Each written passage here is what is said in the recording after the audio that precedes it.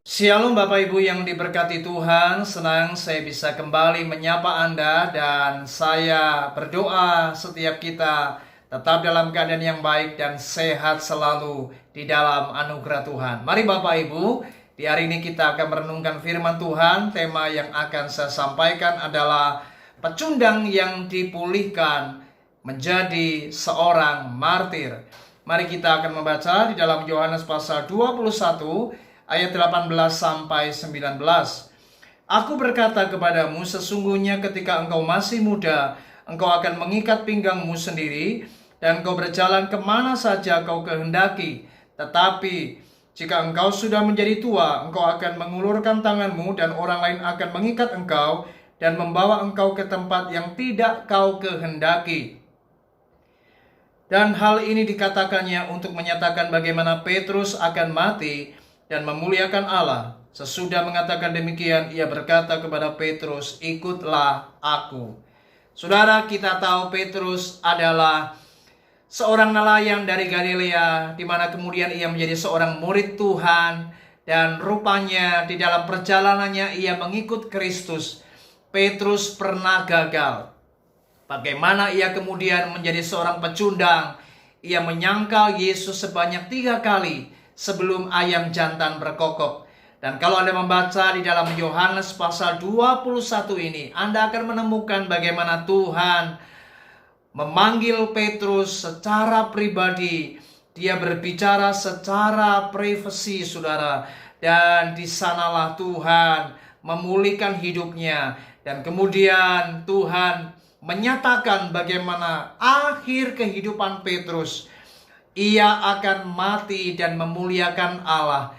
Ini adalah sebuah rancangan Tuhan yang tidak akan pernah bisa digagalkan oleh manusia. Dan itu sebabnya Tuhan berpesan, Petrus, ikutlah aku. Dan luar biasa, kalau Anda belajar sejarah, maka kita temukan Petrus kemudian mati di kota Roma, di pemerintahan Kaisar Nero. Dan ia kemudian disalibkan dan ia mati menjadi seorang martir.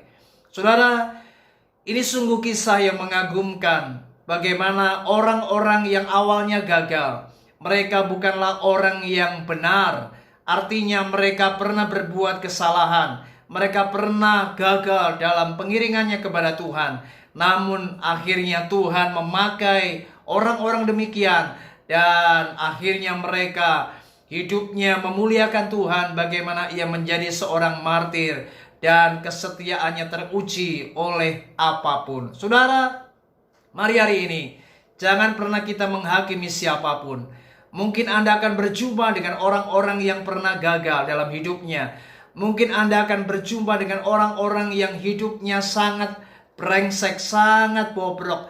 Mereka orang-orang yang pernah melakukan kesalahan, pelanggaran, bahkan mereka melakukan dosa yang sebenarnya tidak seharusnya mereka lakukan. Namun kita jangan pernah menghakimi siapapun. Ingat saudara, di balik segala sesuatu yang terjadi, kita tidak akan pernah tahu.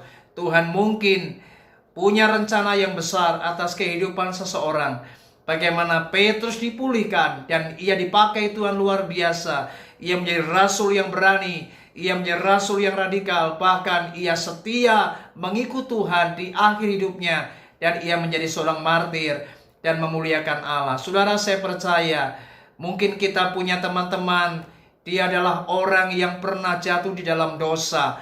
Mungkin dia seorang pelacur, mungkin dia seorang pembunuh, mungkin mereka seorang pecandu narkoba. Saudara, mari hari ini jangan pernah kita menghakimi siapapun. Anda jangan merasa dirimu hebat dan merasa dirimu benar. Sebab percayalah, Tuhan itu selalu punya rencana atas kehidupan masing-masing orang. Dan kita tidak akan pernah tahu.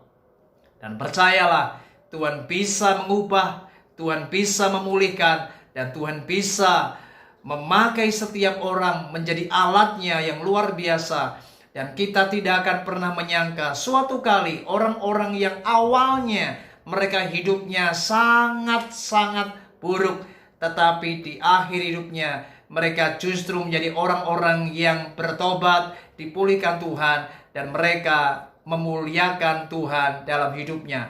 Mereka menjadi orang yang setia, mereka menjadi orang yang hidupnya benar, hidup di dalam kebenaran, hidup di dalam kekudusan, dan mereka memuliakan Allah di akhir kehidupan mereka. Mari saudara, kiranya renungan ini menyadarkan kita bahwa setiap manusia ada di dalam rancangan Tuhan yang sempurna. Mari berhenti untuk menghakimi siapapun. Belajarlah untuk menghargai apa yang menjadi keputusan rancangan Tuhan atas setiap manusia, bahwa kita tidak akan pernah tahu siapapun yang ada di sekitar kita, mereka dapat diubahkan dan dipakai Tuhan menjadi alatnya yang luar biasa. Tuhan Yesus memberkati kita semua. Shalom.